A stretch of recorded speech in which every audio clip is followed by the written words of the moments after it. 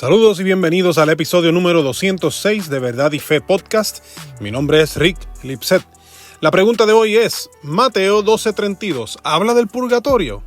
Recientemente un joven de 12 años me preguntó si Mateo 12:32 aboga a favor de la idea que Dios dará oportunidad para perdonar o purificar luego de la muerte. Joan hizo alusión a una creencia que algunos cristianos tienen sobre un lugar intermedio entre la tierra y el paraíso o el cielo, donde el creyente será purificado finalmente para hacerle apto para entrar a la presencia de Dios.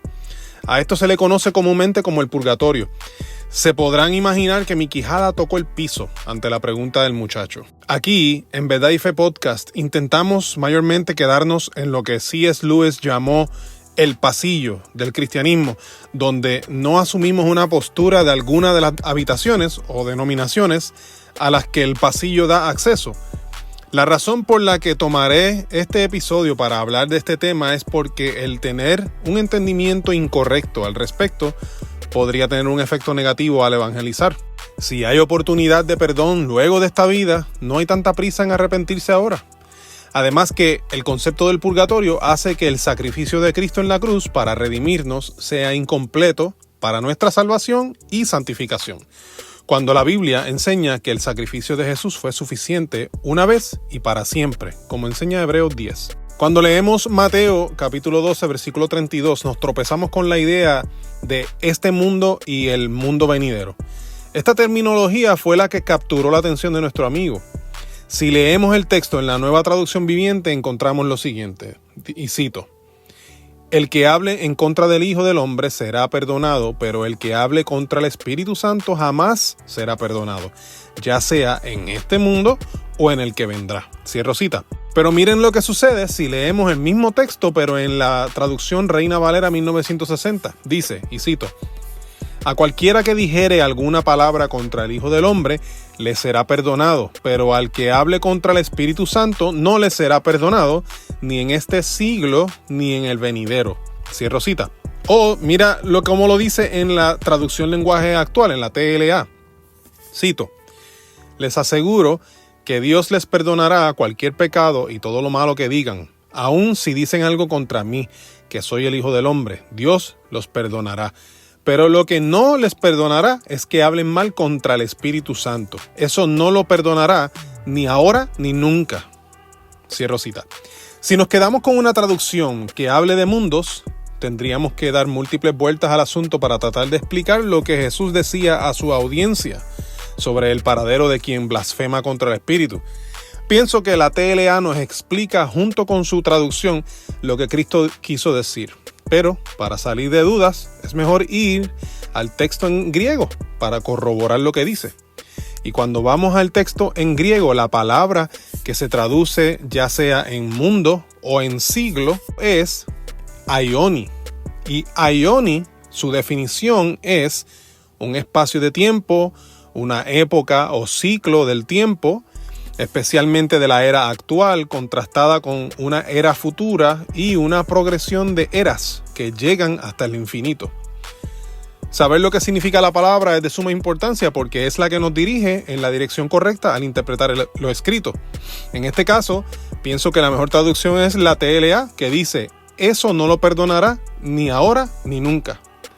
Significa que este texto en Mateo 12:32 no aboga por el concepto del purgatorio. Jesús está enfatizando que la blasfemia contra el Espíritu no tiene perdón. De eso es que está hablando. Ahora, ¿existe evidencia bíblica a favor de una purificación luego de la muerte? Pues es importante recalcar que el concepto del purgatorio no es un lugar para segundas oportunidades, sino para la supuesta purificación final del creyente. Significa que la persona que cree en la existencia del purgatorio no debe dejar para luego su arrepentimiento como quiera. Pues sin arrepentimiento y conversión a Cristo no entraría en el purgatorio si éste existiese. Pero, ¿hay evidencia bíblica de su existencia? Pues frecuentemente, además de Mateo 12:32, las personas van a otros dos versículos para hablar del purgatorio. Utilizan Lucas 12:59 y también 1 Corintios 3:15. Veamos cada uno de ellos para ver si en verdad de eso es que están hablando el texto. El primer versículo lo encontramos en Lucas 12, 58 al 59. Lo voy a leer ya mismito en la Nueva Traducción Viviente. Añadí el versículo 58 para obtener un poquito de contexto porque es indispensable. Cito: cuando vayan camino al juicio con el que los acusa, traten de resolver el asunto antes de llegar. De no ser así, su acusador podría arrastrarlos ante el juez, quien los entregará a un oficial que los meterá en la cárcel. Y si eso sucede, no los pondrán en libertad hasta que hayan pagado el último centavo. Cierro cita. Si leemos el versículo 59, aparte de su contexto, y le imponemos nuestro significado del purgatorio, pues puede que nos haga sentido. El problema aparece cuando se propone una interpretación alegórica. En la alegoría, todo se convierte en simbólico. Pero cuando Jesús estaba contando esta parábola, era con un mensaje en mente. Aunque una parábola es simbólica en naturaleza, no están hechas para analizar cada oración por separado para tratar de entender un mensaje oculto. La historia completa de una parábola enseña según la intención de Jesús en este caso. Jesús no estaba enseñando sobre un lugar luego de la muerte para la purificación de las almas. Su parábola estaba centrada en la restauración de relaciones mientras se tenga la oportunidad de hacerlo. El segundo versículo es 1 Corintios 3:15, pero nuevamente leeré del versículo 12 al 15 para obtener el contexto. Y cito: el que edifique sobre este fundamento podrá usar una variedad de materiales: oro, plata, joyas, madera, heno o paja. Pero el día del juicio, el fuego revelará la clase de obra que cada constructor ha hecho. El fuego mostrará si la obra de alguien tiene algún valor. Si la obra permanece, ese constructor recibirá una recompensa. Pero si la obra se consume, el constructor sufrirá una gran pérdida. El constructor se salvará, pero como quien apenas se escapa atravesando un muro de llamas. Cierro cita. Aquí nos tropezamos nuevamente con el problema de la interpretación alegórica. Es cierto que Pablo está usando una ilustración para presentar su punto, pero no es con la intención de tratar de descifrar un código secreto, como si Pablo fuese un espía que trata de enviar un mensaje codificado a su organización para que los enemigos no lo entiendan. Aquí Pablo está hablando a una iglesia que, aunque les llama hermanos, en 1 Corintios 3:1, eran creyentes bebés en su fe. Estaban dejándose llevar por su naturaleza pecaminosa. Lo vemos en 1 Corintios 3:3. Dejándose llevar por valores del mundo sobre fama y líderes a seguir, en vez de entender que Cristo era el fundamento y los maestros, como Apolo o Pablo, construían sobre ese fundamento. La advertencia era con relación a aceptar enseñanzas incorrectas y ponerlas sobre el fundamento como si concordaran. Ese era el énfasis de Pablo. No está hablando de una oportunidad después de la muerte para ser purificados completamente. Llegar a la conclusión de un purgatorio es imponer un significado sobre un texto que habla de otra cosa.